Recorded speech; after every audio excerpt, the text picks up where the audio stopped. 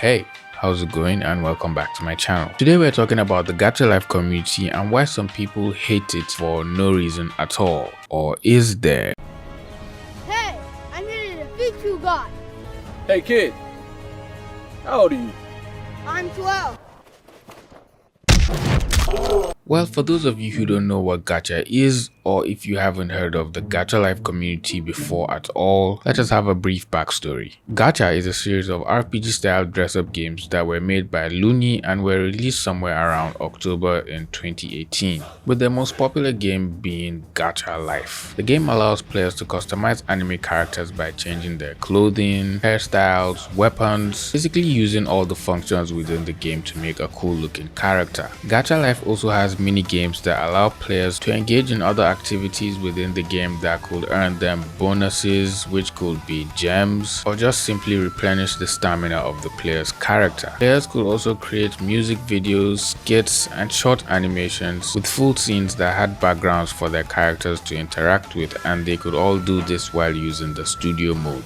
So that's why you'll find a truckload of animations, memes, and edits made by Gacha tubers, since that is what essentially they started using the game for. Since the game was mainly targeted at kids, more features were included that engaged kids and kept them immersed in the games while editing their character or just making short videos and chatting with their friends online. It was and still is a very successful game with over 2 million hits on the Google Play Store and hundreds of thousands of views from different Gacha creators if you just search for the term Gacha or Gacha Life on YouTube. But just like any big fandom or community on YouTube or on the internet in general, there are going to be good people that create decent and inspiring content that keep the fandom fun and entertaining, and then there's always going to be the bad and toxic people that try to be edgy and push things a little too far, therefore making people label the entire fandom as toxic, disregarding all the good people in the community. With the game getting popular and kids making memes and mini movies, it was just a matter of time before people started having wild ideas and exploring more edgy themes. From fun and entertaining videos, people started to shift and gradually started making inappropriate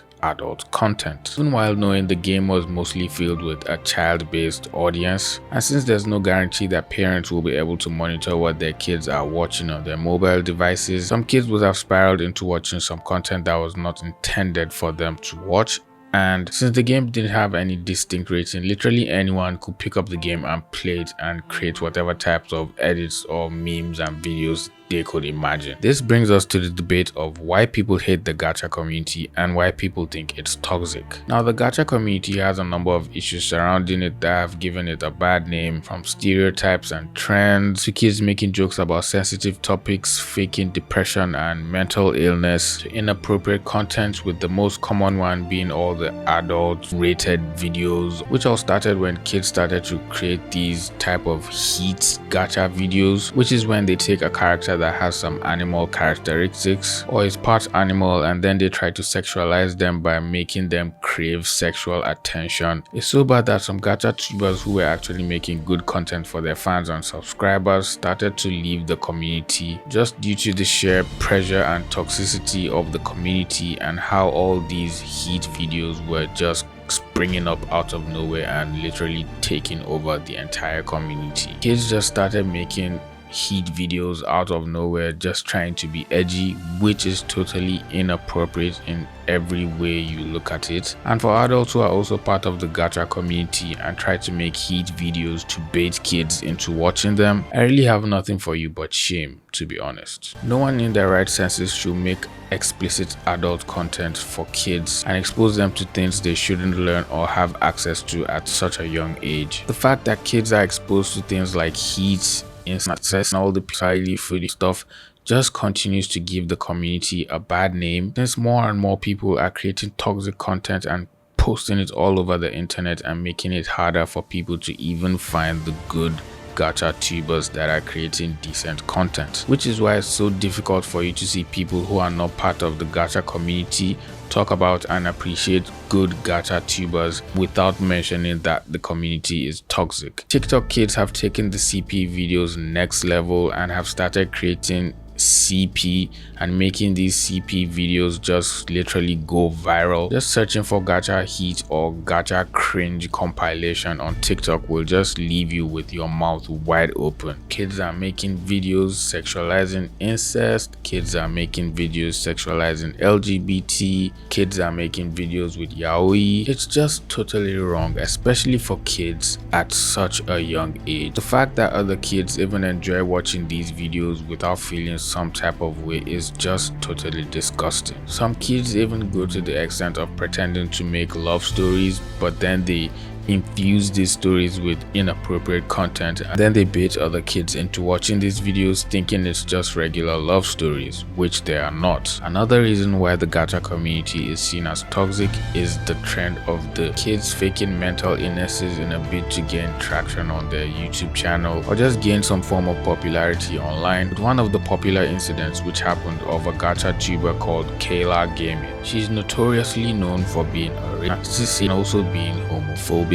And on top of all these, she also faked suicide. She's just a kid. How can you be all these things and still fake suicide as a literal child? Called another gacha tuber called Astronomical ugly because he was black, and I really don't know what to say about that. Do you know how many pretty black people there are? Wait, just hold on. Take a look at any of these faces.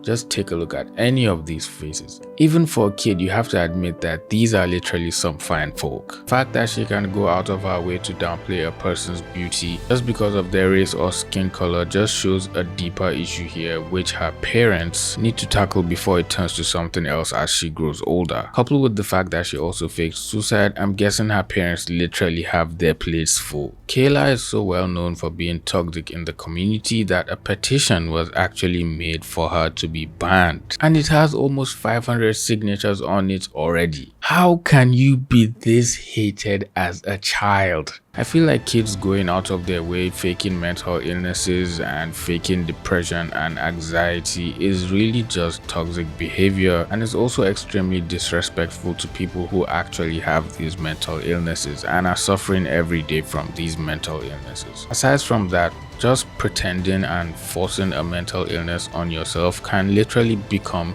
depressing and eventually start to take a toll on you. You might think you're just having fun on the internet, but later down the line, you're definitely going to face the repercussion of your acts. That just sounded like some scripture I quoted. Kids also ship characters from multiple universes and even go to the extreme of shipping actual gacha tubers with minors, as if shipping characters and sexualizing them in weird love stories isn't weird enough. Shipping characters from shows and games you enjoy is totally okay, there isn't anything wrong with that, but just shipping actual people with kids who are underage is just inappropriate. Another common trope is the use of the stereotypical depressed kid and the gay kid characters, and how these stereotypes have been used over again in multiple videos and mini movies, even when in reality some of the characters don't represent what depressed or LGBT people actually look like or behave, which is just totally disrespectful and says a lot about people who do this in the community. Now obviously, with all this bad stuff going on in such a simple community, you will definitely be wondering, where are all the good gacha tubers and where are all the good people making actual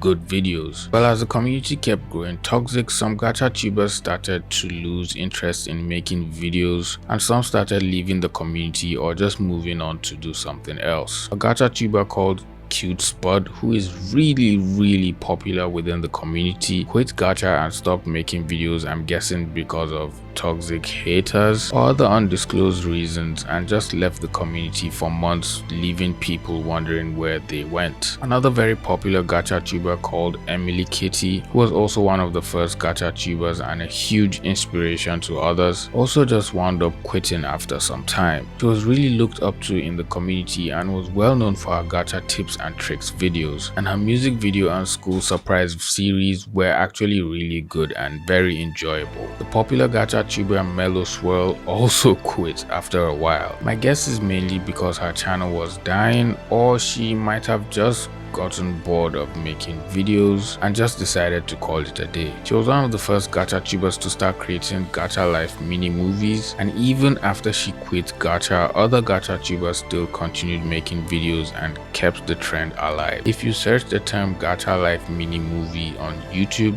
you'll find a lot of creative and entertaining videos, most of them with original ideas from different gacha tubers, and most of these videos are actually pretty chill and entertaining to people who enjoy watching gacha content. Gacha tubers like Rosie Closey and Miley, who both have over 1 million subscribers and a ton of views on their music series and memes, actually keep the community positive by making good videos and quality content, and also exploring other original ideas that could become trends from time to time. As with other great gacha tubers like Yats, Honeybear, Not Zoe, the list just goes on and on. Some artists and animators also use gacha to make really great art, and they are also part of the gacha community as well, most of which can be found on Instagram, since Instagram has a gacha community of its own where they share different edits and art and other videos as well. But within this smaller community of gacha artists and editors, there are still people who go out of their way making inappropriate content and sharing it with the community too.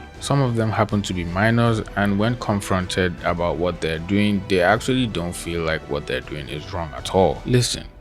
Since the fan base is mostly filled up with kids, even if you didn't specifically make your art for a kid is definitely going to see it and be influenced by it directly or indirectly. I just feel it's wrong for kids to be making this type of content at their age, and it's also irresponsible for them even if they are not old enough to understand what they're doing. Even if you want to make edits and not safe for work gacha art, you can keep it to yourself without uploading it for other kids to see it. Now don't get me wrong, I have nothing against people making not safe for work art. That is an entire community on its own, and people who are part of that community are above the legal age. But creating that kind of art in a community filled with children is just not right, no matter how you look at it.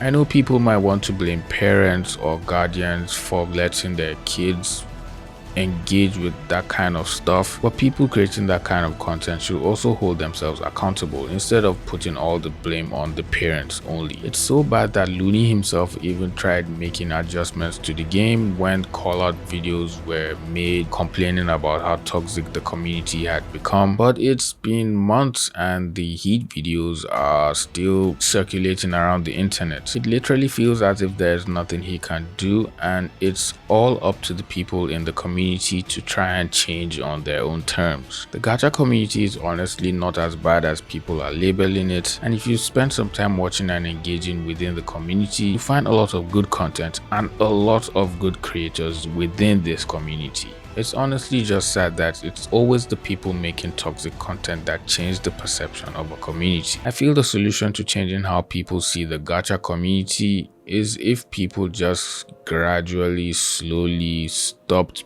paying attention to all the people making the toxic content and realize that it is inappropriate and harmful and can be really unhealthy for kids at a young age. But this is really going to be very tough, and it might take a lot of time. Kids just have to understand that this content is not good for them, since it's introducing them to incest, pedophilia, and all other unhealthy, inappropriate things at a very young age, and they probably won't be able to understand what they have been consuming until they get older, and I hope it wouldn't have been too late by then. And for people sending death threats to the creators that are making toxic content, I get it. You hate what they're doing, it's totally wrong, and you really want to stop them, but you shouldn't go as far as sending death threats to people. Most of these people are kids, and if you keep on sending them death threats, they might go out of their way and do something stupid, and that will all be on your conscience. No matter what these people are doing that's bad or toxic, you have to understand that they are humans as well, and they have emotions. So just be considerate and don't be rude to them, even though you don't support what they are doing. People also need to stop generalizing and calling the entire community toxic, as that always ends up giving people who are not part of the community or who haven't heard about it before the wrong impression about the community. I think the community is great, the app is great, and there are genuinely interesting and nice people in the community. Yes, there are some toxic and problematic people in the community as well, but if you keep your focus on the good part, then you will be all fine and dandy. Anyways, that's all I have for you today. If you enjoyed the video, please leave it a like, subscribe to my channel if you're new here. I would love for you to join our family. We truly appreciate each other, and I will see you in the next video. Peace.